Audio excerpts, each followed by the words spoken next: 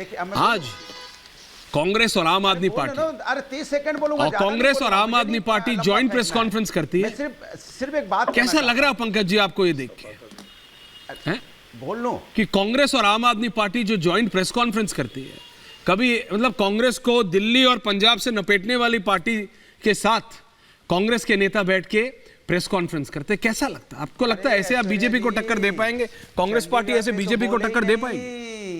चंडीगढ़ देखिए, सबसे पहले तो मैं समाजवादी पार्टी से भारतीय जनता पार्टी में आकर भारतीय जनता पार्टी के प्रवक्ता बन गए आदरणीय गौरव भाटिया जी की भावनाओं से अपनी भावनाओं को संबद्ध करता हूं, और आज महात्मा गांधी की पुण्यतिथि पर गांधी जी को श्रद्धांजलि देते हुए कहता हूं, महात्मा गांधी जिंदाबाद, नाथूराम गोडसे मुर्दाबाद। अब रही बात कांग्रेस और आम आदमी पार्टी के संयुक्त संवाददाता सम्मेलन की, तो जितने भी इंडिया समूह के राजनीतिक दल हैं और सकल विपक्ष के जितने भी राजनीतिक दल हैं, वो जितनी भी संयुक्त प्रेस कॉन्फ्रेंसेस करें उतना ही अच्छा है। भारतीय जनता पार्टी एक अलग चाल चरित्र और चेहरे वाली पार्टी होने का दावा करती थी। नीतीश कुमार प्रसंग ने एक बार उसकी पोल फिर खोल दी। आप कह रहे हैं कि नरेंद्र भाई मोदी भ्रष्टाचार से लड़ रहे हैं, बहुत अच्छा है। लालू प्रसाद यादव जी, हेमंत सोरेन जी, अरविंद केजरीवाल जी, सबके गले के आसपास जो फंदा है वो मजबूत हो, बहुत अच्छी बात है। लेकिन इसके साथ साथ नारायण राणे जी, शुभेंदु अधिकारी जी, हेमंत बिस्वा शर्मा जी, भावना गवली जी, यशवंत जाधव जी, प्रताप सरनायक जी, बीएस येदियुरप्पा जी, इन सबके गले के आसपास जो फंदा मजबूत हुआ था, आखिर वो एकदम ढीला कैसे हो गया, इस पर भी हमारे प्रधानमंत्री जी को सोचना होगा। ये सबसे बड़ी बात है। भ्रष्टाचार से लड़ाई, अब मैं राफेल की और हिंडनबर्ग की और जो बंदरगाहों पे टनों ड्रग्स बरामद हो रही है उसकी बात नहीं करना चाहता, लेकिन आप अगर मुझे ये भी आश्वस्त कर दे कि कोई भी किसी भी नगर पालिका निगम में जो बिल्डिंग बनाने के कंस्ट्रक्शंस के मैप्स हैं उनको बिना रिश्वत के पास कर रहा है। अर्बन डेवलपमेंट अथॉरिटीज जो हैं वो सारे फ्री होल्ड स्टेटस बिना कुछ लिए दिए अलग से पास कर रही हैं, और कोई भी हैंकी पैंकी एनवायरनमेंट क्लियरेंसेज में इन्वॉल्व नहीं है। किसी भी राज्य में कहीं भी आबकारी की, शराब आबकारी की कोई चोरी नहीं हो रही है, कोई अवैध माइनिंग नहीं हो रही है, कोई ट्रांसपोर्ट बैरियर्स पर भ्रष्टाचार नहीं है, तो भी मैं मान लूंगा कि नरेंद्र भाई मोदी ने इन 10 वर्षों में देश को भ्रष्टाचार से मुक्त कर दिया।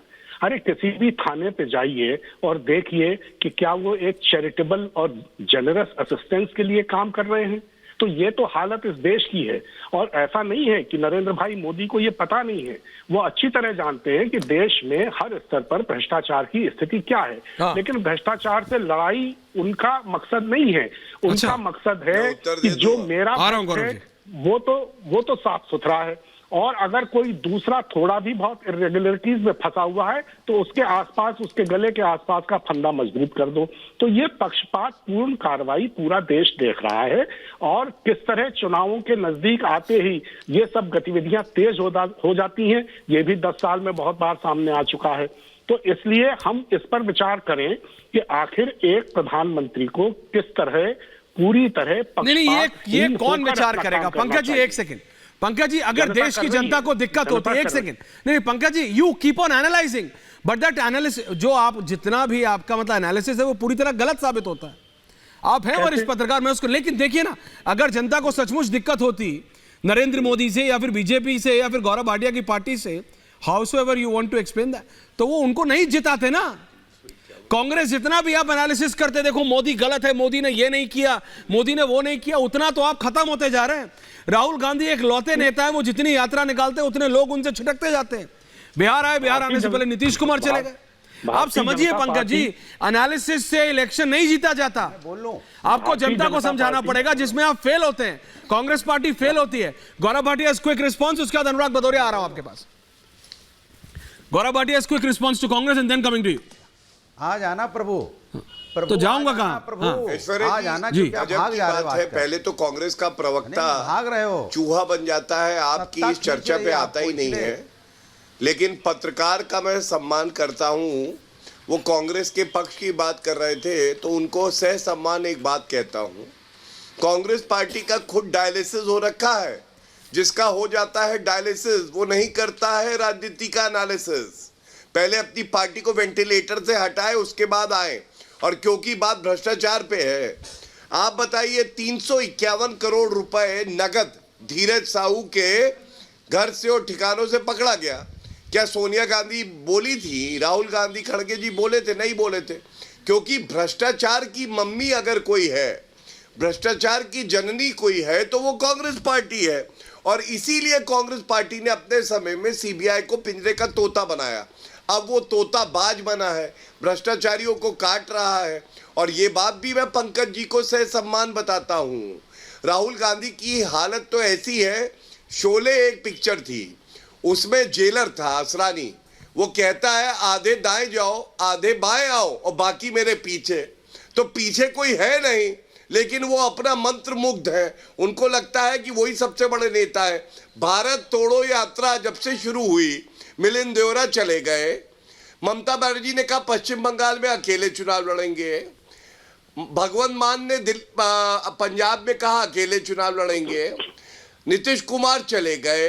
अब आप बताओ, बच्चे बेचारे अकेले हैं और रो रहे हैं, और यहाँ पे पत्रकार आके बेचारे कितनी मेहनत कर रहे हैं बताने के लिए कि ये रॉकेट जो डिफेक्टिव है उसको लॉन्च दोबारा किया जाएगा। कितनी बार लॉन्च नहीं होगा, मैं बता रहा हूँ पंकज गौरव भाटिया जी, टेस्ला का भी रॉकेट एक ही बार रीलॉन्च होता है, पीछे डाला जाएगा। देखिए एलोन मस्क का रॉकेट भी एक ही बार रीलॉन्च होता है, 100 बार नहीं। इसरो हमारा सम्मान